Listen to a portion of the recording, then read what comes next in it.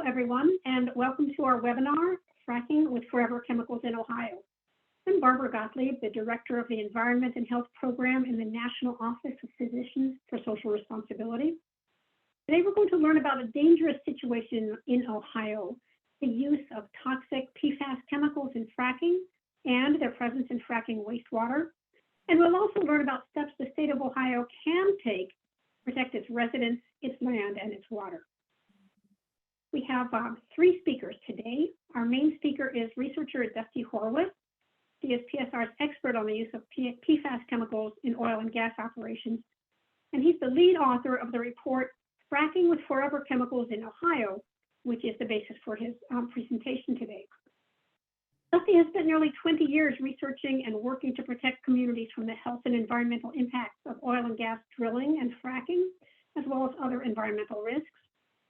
As an attorney and activist and a former reporter, he's been quoted in and had his work featured in media outlets, including the New York Times, the Wall Street Journal, and Marketplace on NPR. He has also played significant roles in protecting New York State, the George Washington National Forest, and the Delaware River Basin from unsafe shale gas drilling and fracking. Dusty is the lead author of PSR's series of reports on fracking with forever chemicals, of which the Ohio report is a part. And previously, he worked as a deputy press secretary on Capitol Hill, as a reporter at the City News Bureau of Chicago, and for the nonprofit Partnership for Policy Integrity. He's also a member of the Virginia State Bar. We have a very welcome addition to our speaker lineup today, who was not announced in our pre-event action alert publicity. Linda Aller is a hydrogeologist with Bennett and Williams in Westerville, Ohio. She has a health department background with a focus on private water wells. And she worked for the National Groundwater Association, where she authored many documents, including one on the mechanical integrity of what are called Class 2 injection wells. These are the wells that are used to inject fluids associated with oil and natural gas production, primarily the brine, which is the salt water contaminated with fracking chemicals that's brought to the surface while extracting oil and gas.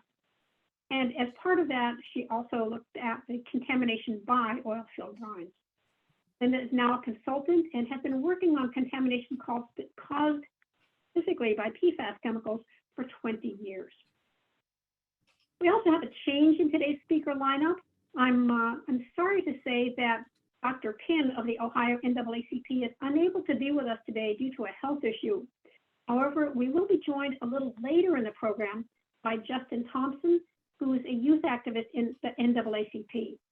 Justin is in one of his university classes right now, which is why he can't be with us in this moment, but he'll join us soon. And Thompson is a civic and environmental activist with experience organizing in political, environmental, and community rights issues, from student clubs to grassroots communities, and also to a number of different nonprofits. Justin has worked to engage people from a wide variety of backgrounds.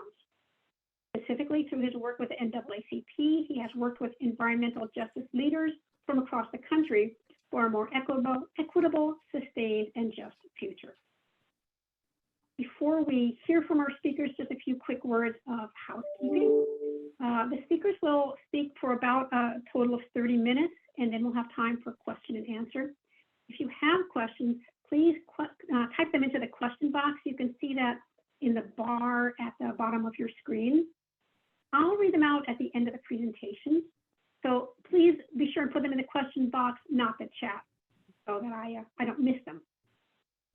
Finally, this webinar is being recorded. You, our audience, will be on mute to keep the background noise down. You will receive a link of the recording within about a week, probably less, and I encourage you to share that link with your colleagues, your friends, fellow activists, and also your state legislators. And the reason for that is that, as you'll be hearing, Pfas are a dangerous toxic chemical, a class of dangerous toxic chemicals that break down so slowly in the environment, they're known as forever chemicals. They don't belong in our land, our water, or our bodies. So this is really important information to share. So then, it's my pleasure to turn the microphone over to Dusty Horowitz, who will speak about his findings documenting the use of Pfas chemicals in Ohio oil and gas wells. Thanks so much, Barb. Can you hear me okay? Okay, great. Um, so as Barb mentioned, I'm going to talk about our report that we released just recently on the use of PFAS chemicals in oil and gas operations in Ohio.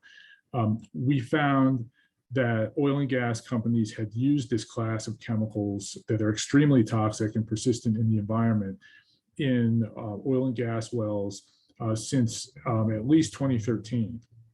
We made this discovery by examining an oil and gas industry database called Focus, that is a repository of hydraulic fracturing chemical disclosure from oil and gas companies operating in Ohio and about 20 some states around the country.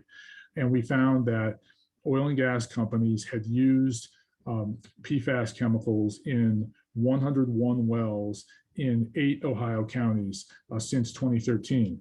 However, there was additional evidence that we have found that suggests that this number of wells in which companies use PFAS significantly underrepresents the amount and number of wells in which PFAS was used in Ohio over the last decade or perhaps longer. So PFAS are known is an acronym that stands for per and polyfluoroalkyl substances. They've been used commercially since the late 1940s, when the very first PFAS hit the market, known as Teflon, which is the most famous of the types of PFAS. Starting around the 1960s or 70s, 2 of the major chemical companies making or using these substances, DuPont and 3M, became aware that these substances were associated with serious health effects, including cancer and birth defects, that they were accumulating inside virtually every person in the world, and that they did not break down in the environment. However, these companies kept that information quiet as these chemicals became widely used across the economy. PFAS can be found in everything from fast food wrappers to non-stick cookware, to stain resistant and water resistant clothing. They're used in electronics, and they're used so widely because they do have important properties. They are oil and water resistant. They're very slippery, so they are effective lubricants, but they do have very significant negative effects for health and the environment. Around the year 2000, the information that DuPont and 3M had been hiding for decades came out as the result of a lawsuit filed by an attorney named Rob Balot. He was representing plaintiffs in the Parkersburg, West Virginia area near a DuPont factory that had been using a particular PFAS called PFOA to manufacture Teflon. And it had gotten into the environment and was making animals and people sick. We first became aware of the use of PFAS in oil and gas operations about a year or so ago, when PSR published a report showing that PFAS had been, or chemicals that could break down into PFAS, had been used for fracking in 1,200 oil and gas wells in 6 different states across the country. And so since then, we have been focusing on looking at the use of PFAS in oil and gas operations in particular states. We published a report earlier this year on the use of PFAS in oil and gas operations in Colorado, and now we've just done the same with PFAS use in oil and gas operations in Ohio. There's several reasons why we're very concerned about the use of these chemicals in oil and gas operations. One is, as Barb and I have mentioned, these chemicals are extremely toxic. EPA just issued some health advisory levels for several types of PFAS in June. And they found that PFOA, the substance that caused the problems with PFAS to first come to light, was toxic in drinking water at anything greater than 0.004 parts per trillion. That is such a low level that we found that 5 measuring cups of PFOA could contaminate all of the water in Lake Erie. It's a staggering level of toxicity and a staggering amount of water that could be contaminated by just a small amount of PFOA. EPA also issued a health advisory level for PFOS, which is another prominent type of PFAS that was used for years in 3M's fabric protector known as Scotchgard. That level was 0.02 parts per trillion, which is also an extremely low level of toxicity.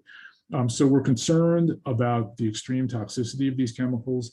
We're also concerned that they don't break down in the environment. And as Barb mentioned, as a result, they are called forever chemicals. That is caused by their chemical structure that includes a bond between carbon and fluorine atoms that is one of the strongest known in chemistry. And then we're also concerned because these chemicals have been associated with serious health problems. I mentioned the awareness that 3M and DuPont had about their association with cancer and birth defects as early as the 1960s and 70s. But also as a result of that lawsuit that was filed in Parkersburg, West Virginia around the year 2000, there was a comprehensive study done of the blood of 70,000 West Virginians as part of that settlement of that lawsuit.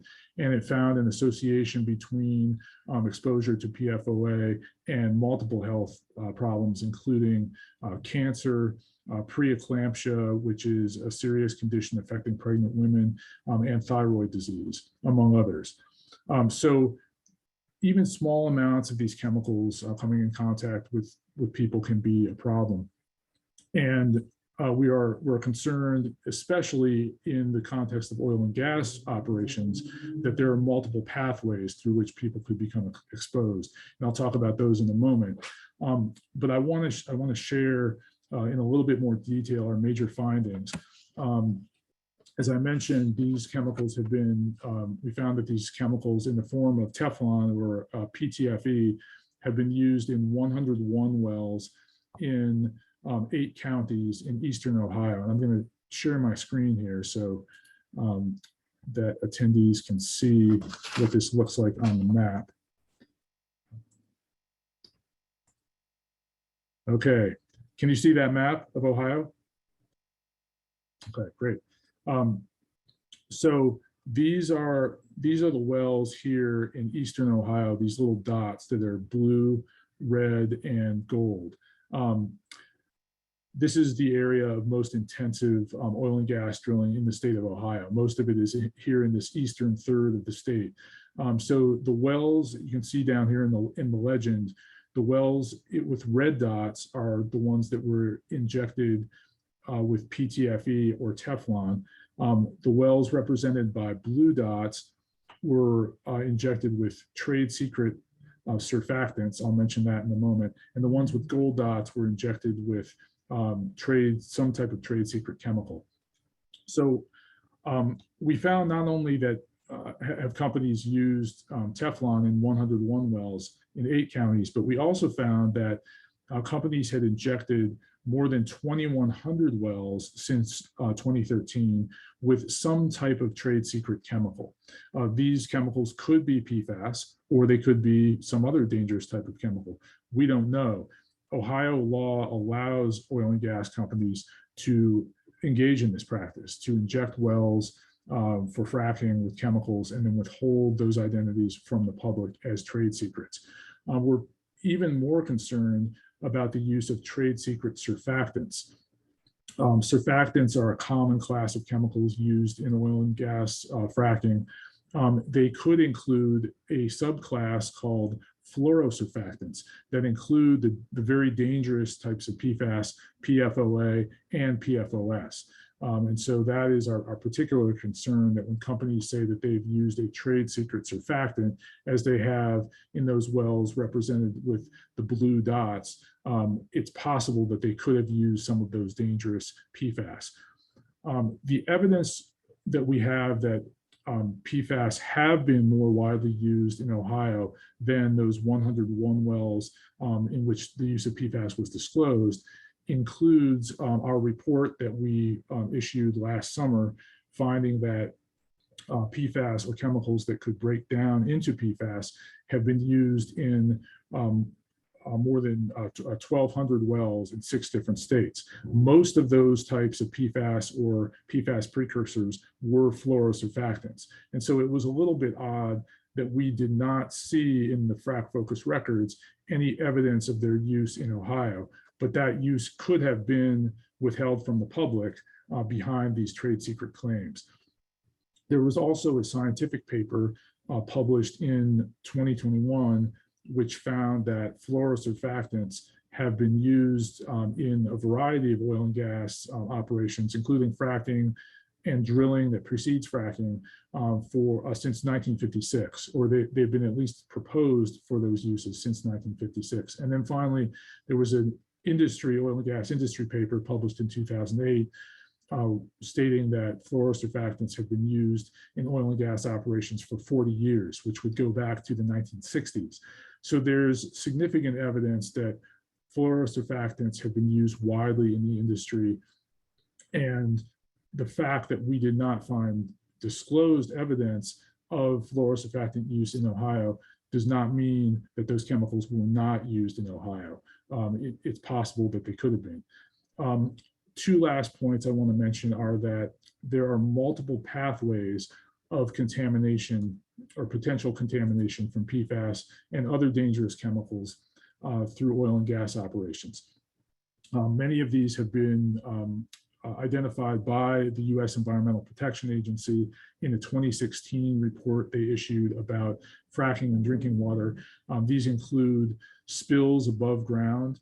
Tanks of chemicals can spill on well sites. One example of that occurred in Ohio in 2014 in Monroe County, where there was a well pad fire. Chemicals ran off the well site as a result into a tributary of the Ohio River, and some 70,000 fish died as a result of that spill. There can be migration underground of chemicals through leaks or cracks in the steel casing and cement in wells. There can also be contamination of groundwater through the drilling process that precedes fracking.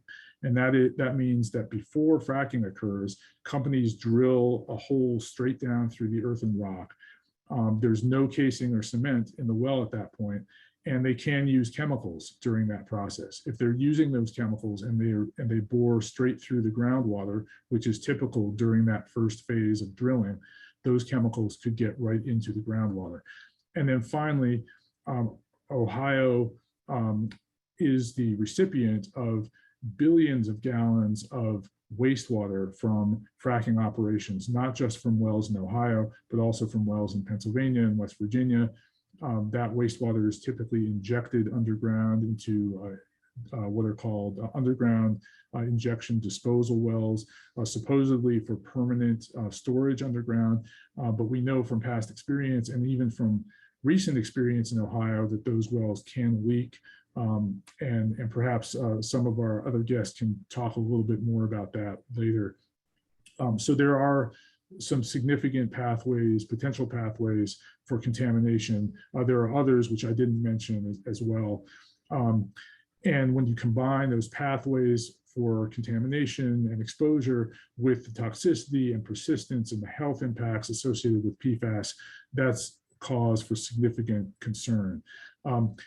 We have several recommendations about what Ohio should do. One of them is to follow the course of action that Colorado took earlier this year, in which Colorado enacted legislation that requires full public disclosure of chemicals used in oil and gas wells, whether in drilling, fracking, or other underground operations. The legislation provides that companies cannot hide the identities of individual chemicals behind trade secret claims. And it also provides that if the companies operating the wells cannot make full public disclosure, and often they cannot because they don't know all of the chemicals they're using, then the chemical manufacturers, who typically know the full chemical identities of the products going into these wells, have to step in and make full chemical disclosure to the public. That's the kind of plan that we would like to see Ohio follow, that Colorado has already enacted. And then we'd also like to see a prohibition on PFAS use in oil and gas drilling, which is another element of Colorado's law. We'd like to see that applied to Ohio. And we'd like to see the state conduct testing and investigation to determine if any of the PFAS used in Ohio wells has gotten into groundwater or elsewhere in the environment, and whether people might be exposed. So I'll conclude my comments here and yield to Linda. Well, thank you so much, Dusty. That was so interesting. I mean, from the toxicity aspect of PFAS chemicals, the possibility of leaks and underground migrations and the use of wastewater, and then the trade secrets that can hide the use of these dangerous chemicals. We really have clearly a very worrisome picture in the state of Ohio. So let's hear now from Linda Aller, who is a hydrogeologist, as I said earlier, who will be speaking about PFAS chemicals in fracking wastewater and in Ohio's injection wells, and about the nature of PFAS themselves. Linda? Thank you so much. I thought one of the things I might do is do a little bit of history just for the fun of it. So we can thank a gentleman from Ohio, New Carlisle, Ohio, as a matter of fact, for coming up with Teflon. So Roy Plunkett, who was born in 1910, was the DuPont chemist who actually conducted a very failed experiment, which gave him this white waxy material, which we will eventually know as Teflon. He patented it, DuPont patented it in 1944. 1949, consumers were the first time that Teflon was used. The FDA actually approved Teflon for use in cookware in 1962. And by the 1960s, we all thought it was the latest, greatest thing since sliced bread, when nothing stuck to our pans anymore. And eventually, I would become involved in this in April of 2002. My involvement started with a water company down along the Ohio River, not very far from where Rob Ballot had just finished litigating the case of Mr. Tennant's cows. And I got a phone call that said, "Hey, do you know anything about emerging contaminants?" And I said, "Well, like which one?" And they said, "Oh, PFOA." And I thought, nope, never heard of it before, but before I talk to you again, I'll know a little bit more. And I want to tell you, finding anything out about any type of PFAS was almost impossible at that point. So my client, which was the Little Hocking Water Association, and whose members would eventually have concentrations in their blood as high as 246 parts per billion. That was their average, when the average person in the United States had 5,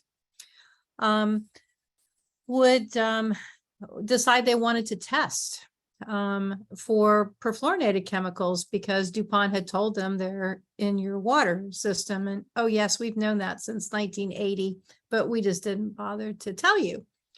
And there wasn't a laboratory in the United States who would even run a test for PFAS. They would only run, there was one lab and it would run for industry. But when I collected water samples, I had to ship them to British Columbia, send them through customs. So the perspective is that 20 years ago, no one had heard about perfluorinated chemicals, and now it makes the paper every day. As Dusty said, it's in everything. I guess the 2 or 3 things that I always think about is it's in your dental floss, if you like the wax dental floss kind.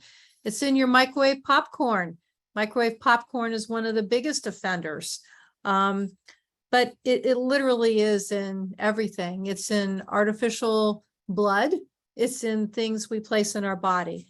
So why should we be concerned about fracking chemicals? And the reason is fracking chemicals have the ability to get into your water. And if they contaminate your water supply with PFAS, even though we are exposed to all these other things, the single biggest point of exposure is through drinking water. So drinking water is the most important thing from a PFAS perspective, even though we can list millions of ways that we're exposed to PFAS every day. So what we need to do then is make sure that it doesn't get into our drinking water. If it gets into our drinking water, we now have developed ways to get it out. You can take it out with activated carbon. You can take it out with reverse osmosis. You can take it out with some resins. So if you're a water purveyor and you need to do these things, it can happen. But let me tell you how expensive it is. And let me tell you what having a DuPont plant immediately across the river from your well field gets you. Okay, in the case of the Little Hocking Water Association, they had concentrations in the air, in the rain, in the soil, in the critters, literally everything. And their concentrations ranged in the soil up to 52,800 parts per trillion. It was in their public water wells as high as 25,000 parts per trillion. It was in the air as high as over 1,000 micrograms per cubic meter because it goes out the stacks. It was in the rain at 52.9 parts per trillion. That's a lot. Okay, remember Dusty was telling you 0.004 for PFOA. These are PFOA numbers that I'm telling you. It was in the grass, 51,600 parts per trillion. So it was in everything and everywhere. And the monitoring wells had concentrations that were as high as 78,000 parts per trillion. So under a separate agreement, the Little Hocking Water Association and three other systems in Ohio got granular activated carbon, which was the only thing in 2006 and 2007 that was available to treat water. They got water treatment plants put in. And to give you an idea, these systems have been up since between February 9th, 2006, and the last one went online November 2nd, 2007. So they have these huge carbon vessels that have 20,000 pounds of carbon in each, and they run them and they run them through one, and then they run them through the next one, and then it goes to drinking. And the average concentration even today is greater than 6,500 parts per trillion going in, but nothing coming out. But every 80 days on average, they have to change the carbon. And it costs about $100,000. So it's a very expensive process once your water is contaminated to take out the chemicals. Now, DuPont and 3M have agreed to take PFOA and Pfos, which were the 8-chain carbons, out of the public use. And so they stopped, give or take, like about 2009, and they phased everything out. And then they did replacement chemicals, which both had only 6 carbons and fluorine bonds, so they're called C6s. And the one that DuPont used was called Gen X, or HFPODA. And one day we got a phone call at the Little Hocking Water Association that says, oh, by the way, we're going to start testing your water for Gen X. And in 2017, the concentration was about 34 parts per trillion. And by 2022, it's about 4,000 or 450 parts per trillion. Just been going up steadily because, oh yes, it also has many of the same health effects as Gen X, or as PFOA did. So the concerning thing specifically to the Little Hocking Water Association that has to do with injection wells is there is now an injection well about a mile away from their well field as the crow flies.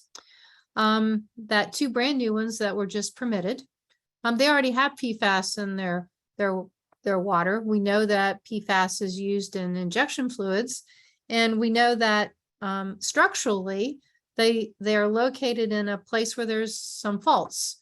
And we know that because 3 miles, 3.75 miles north, recently there was an injection well that once they started injecting, and after about 6 months, started to put a bunch of water in a bunch of existing oil and gas wells, and it impedes their production when that happens. And they found that the water from the injection well had traveled up along the fault for 5 miles.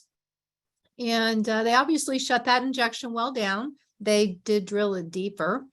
And they also think that the same injection well caused brine and fluids and oil to come up in the middle of a lake where there had been an unplugged oil and gas well. And those are the things that then can cause contamination of water, which is why we should all be concerned. To put it mildly. Thank you, Linda. That was fascinating. I really appreciated the historical view, but also these details about leakage, underground leakage from an injection well that runs for 5 miles. That's really scary. We're going to hear now from Justin Thompson. Justin, thank you for joining us. I know you dashed right over from after one of your university courses. I took the liberty of introducing you at the beginning of our presentation. Let me just add now what a pleasure it is to be joined by one of the new generation of environmental activists. So the floor is yours, Justin, to explain to us why the use of PFAS chemicals is of concern to the NAACP, and maybe why the NAACP considers it an environmental justice issue. Thank you so much, Barb. So the NAACP is very much concerned about PFAS and the connection that it has with the fracking industry for a number of reasons. One, and especially here in Ohio, the number of injection wells that Ohio has are disproportionately located in low-income communities and communities of color. These are communities that have been historically faced with an unfair burden of environmental pollution and socioeconomic problems to begin with. And those problems are compounded by the siting and location of various polluting industries in their communities. And so looking at Ohio, we have not only do we have these injection wells affecting these communities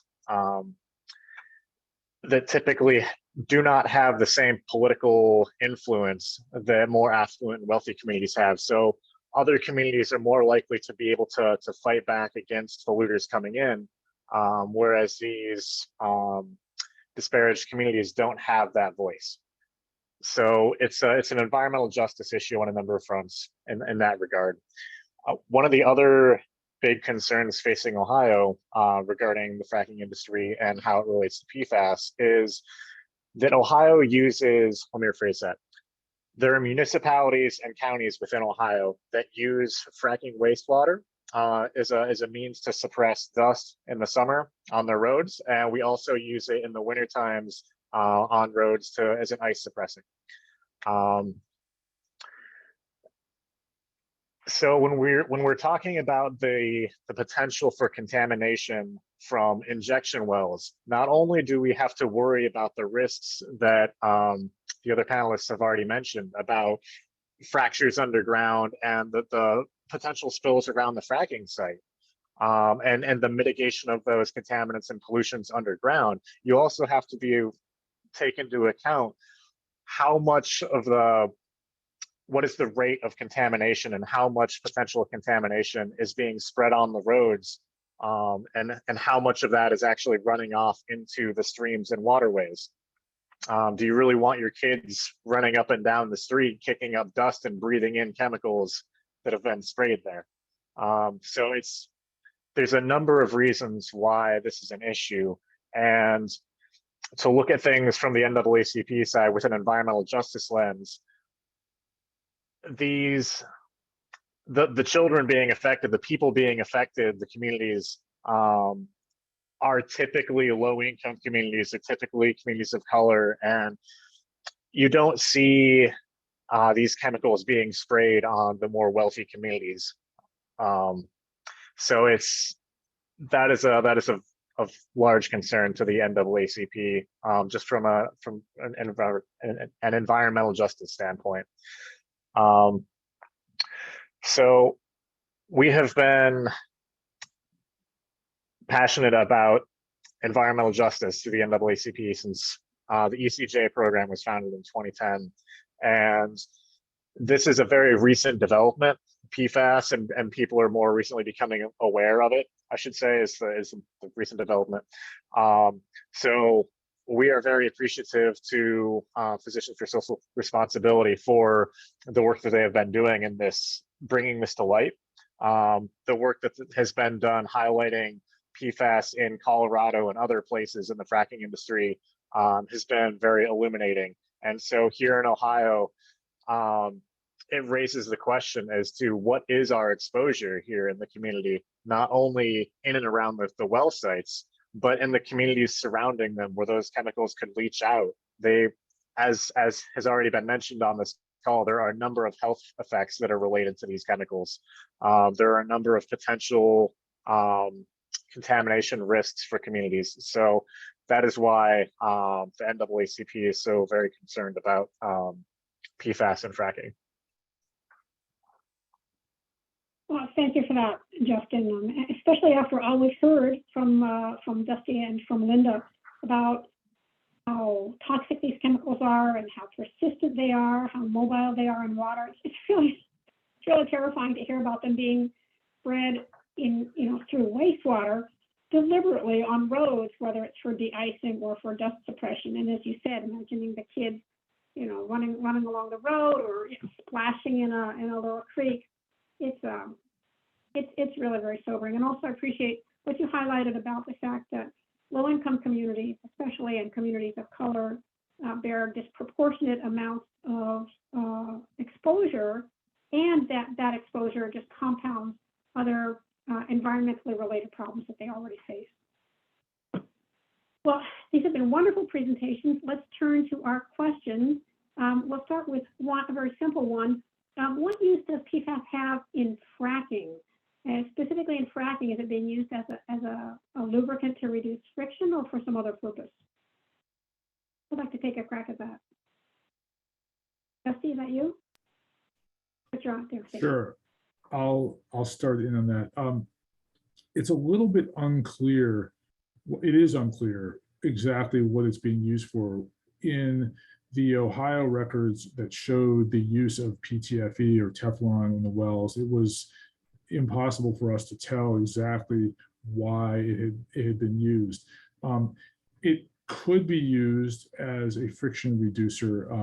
In fracking, companies typically inject into wells up to millions of gallons of fluid at very high pressure. The fluid is a mix of water, chemicals, and sand. And that it takes a lot of energy to force that fluid into through the well and then out into the underground formation where it fractures the rock and frees up the gas or oil. And so if you have a friction reducer in that fluid, it reduces the energy needs, the need to burn diesel fuel to create this pressure in the well. So it could be used for that. It could be used for other purposes. I believe in that paper, the scientific paper that I referenced from 2021 or 2020, it said that fluorosurfactants had at least been proposed for use in fracking. I believe as a foaming agent to make the fluid foam, but I can't answer that question specifically because the records that we saw are not very illuminating on that issue.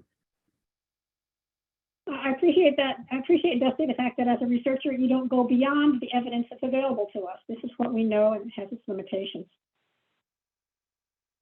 Let me turn to some other questions. Is it possible for us to test our wells for PFAS? Linda, you want to take that one? Sure, it is possible. So there are two methods that are approved by US EPA now to look at drinking water. One is method 537.1, and you would test 18 different PFAS using that method. The more recent one is method 533, and it analyzes for 25 different PFAS compounds. They both have some overlapping. And so the US EPA is getting ready to require all water systems that serve 3,000 people or more under something called UCMR 5 to test for the total 29 PFAS where the two of them overlap sometime in 2023 or 2024. So if you are served by a public water system, they will have to test not their wells, but their water that they put into their distribution system for those 29 PFAS. If you are an individual, you also can have your water tested. There aren't a whole lot of people that will do it, but there are many laboratories now that are capable of running either one or both of those methods. And they are not cheap. They are expensive. So it's not like having a bacteriological test where you're going to pay a couple tens. You're going to pay a couple, like $350, $300 to get your water tested for those PFAS alone, let alone whoever collects them. Thank you. It doesn't seem like it should be legal to bring wastewater in from other states if it is toxic. Is it legal? And if it is, what would it take to make it illegal? Would you like to answer that one, Dusty, or would you like me to try? You can start, or Justin might want to chime in on this too. The reason it's legal to bring a commodity, a waste commodity across state lines is it's interstate commerce. These laws were actually started by solid waste, where a lot of people didn't want truckloads or train loads of waste coming across state lines. And there were some court cases, but all these things where you take and you pay somebody to take your waste are considered interstate commerce. So stopping interstate commerce is a little bit more difficult than just saying, I don't want your waste from Pennsylvania to come to Ohio. It happens all the time and it's very legal.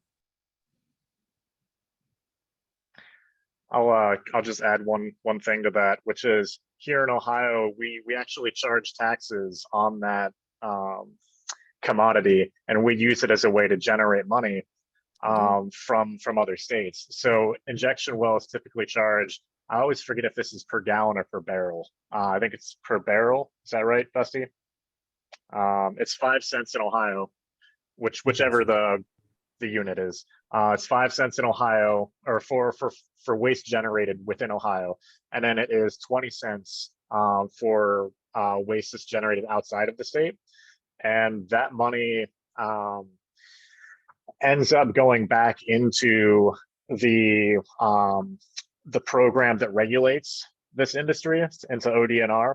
So the industry that is supposed to be regulating itself is actually making money off of the program to help cover expenses of things. So there's not really an incentive not to bring this waste in when you're actually profiting from this. So that's part of the reason that it's legal, is because it is a moneymaker.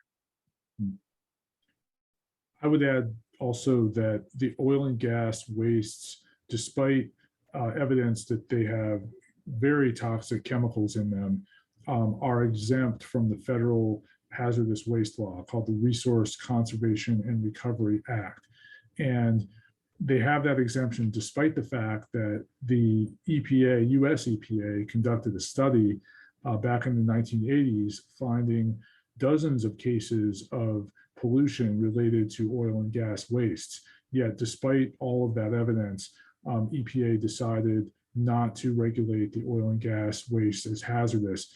And that means that under federal law, the waste does not have to be subject to the cradle to grave tracking that it would normally be subject to, and it doesn't have to be handled as safely and disposed of as safely as it otherwise might. Now, the states can step in and set their own standards, but the oil and gas industry is exempt from the lead federal hazardous waste law. Thank you. Thank you all three for jumping in on that question. The next question is, what are your opinions on the bipartisan infrastructure funding to address PFAS in drinking water? Do you think that will ensure that the financial burden of removing PFAS is not put on ratepayers? Anybody up on the bipartisan infrastructure funding bill? Law? Yeah, I can answer a little bit about it. Okay, so first of all, there is some money that is earmarked specifically for PFAS. It's being used in many places of which I'm aware to either take a look at the extent of the problem or to begin to construct treatment works that will take it out in specific areas and specific places that qualified. And each state makes a little bit different distinction. But if it's earmarked for PFAS, it has to be only used for PFAS. But in the state of Ohio, the funds are being administered primarily through the state. And so they have set up a series of ways to apply for that money and to receive that money. As far as the amount of money, even though it sounds like a lot of money in the Infrastructure Act, it is barely a drop in the bucket. And even once you have the removal mechanism or whatever, you don't realize how expensive it is to upkeep, which is one of the reasons I mentioned how much it costs and how often people have to change carbon when their concentrations are fairly high. So it's a capital investment in the beginning, but it's a maintenance fee that a lot of people might not be able to afford on the other end, even if they could get the capital investment under the Infrastructure Act. So go ahead. Okay. One of the other issues regarding that funding is that funding, as Linda mentioned, when the bill was being hashed out, it was originally a lot higher, and then they kind of whittled down. So the amount of funding that they initially asked for to cover this has been slashed dramatically. So there's that part of it. Now on the consumer side of things, on the front end of things, this relates back to an environmental justice issue, because those funds are going to state to water agencies and to address things from like where people get tap water and things like that. So to help address PFAS in those sources. Well, in rural Ohio, where there are people that have wells that might be contaminated by this, to my knowledge, I don't believe that this funding will allow them, or what will grant them money to purchase tests themselves, because they are not a municipal water supplier. I believe that's the case anyway. I had not heard anything about home ownership testing. So well, let me correct just one little tiny thing. So I personally am aware of a municipal or a governmental agency that received funding that is going out and testing people's private wells. So there is a reason to believe that it's in the area, and they got the funding, they got the ARPA funds to go out and pay somebody to do public education, to look at potential treatment options for private wells, if people have anything in them, but also to test them. So there, that's probably the exception rather than the rule, but just want to let you know, yes, I do know of one. But that does give me hope, because first, education is the biggest thing. Like these members of the rural community, they need to be aware of the problem initially, and then they need to have programs in place where they can actually go and receive funding so that they can test and mitigate this problem if that funding is available. Here's another question about wastewater. It says, if waste cannot be stopped from coming into Ohio, can it be stopped from being injected? My understanding is that injection well waste is coming to Ohio because it is cheaper to inject here. Do you have any takers on that one?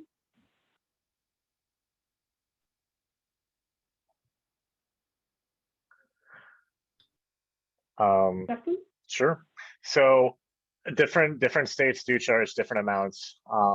Some states have banned the use of injection altogether. I believe New York banned fracking injection waste. They used to be an injector, but they have since banned it.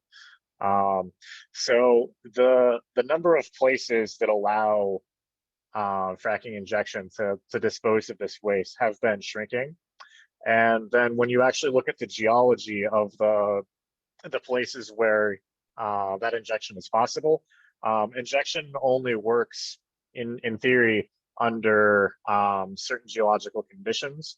So you need to have like a sandstone formation underground so that it's porous enough to be able to absorb and take in that that water, but you also need to have a hard enough strata over top of it to cap it so that that water, like again, in theory, does not mitigate or does not migrate out of that geological layer of rock. So that's why Ohio is an ideal, according to the industry, an ideal place for injection, is because we do have these strata where we can inject this. And then you look at our rates. So economically, when we're only charging people 20 cents to do this, it is a cheaper option than, say, trucking it elsewhere or transporting it. Well, if I could just jump in with a follow-up on that. Dusty, you were talking earlier about some recent reforms that the state of Colorado adopted through its own state legislature. Do you have any thoughts about what kind of steps the state legislature in Ohio could take if it were so inclined? Well, they certainly could follow in Colorado's footsteps to require full public disclosure of the chemicals used in oil and gas wells, from drilling all the way through fracking and other underground extraction techniques. They could ban the use of PFAS in oil and gas operations, as Colorado did. They could require full disclosure, not just from the companies that operate the wells, but also from the chemical manufacturers that know best what chemicals are being used. And as Justin alluded to, I believe that New York has not just banned wastewater injection. I think they have banned the importation of wastewater from fracking operations. And I think theoretically, at least, Colorado could do that. Although Linda did raise the issue of interstate commerce, that may be an issue in that type of legislation. I think we have time for the. I'm sorry, Justin. I did want to say just briefly, following up on Linda's comments earlier about costs, a former government official in Michigan, where I live, who first identified the problem of PFAS in Michigan, added that one of the costs of PFAS is disposal of the carbon once it's been used to filter PFAS out of the water. And he said that that's a very difficult a process to engineer, because you have to have a disposal site that will guarantee that PFAS in the filter media is not going to itself leach out of the landfill or wherever it's going and get back into the environment. So that can be very difficult. Well, it's funny, Dustin, you just anticipated what will be our final question, as we are running out of time. And that was, again, talking about this activated carbon absorption of the PFAS.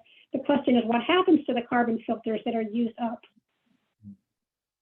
Linda, did you have anything you could add on that?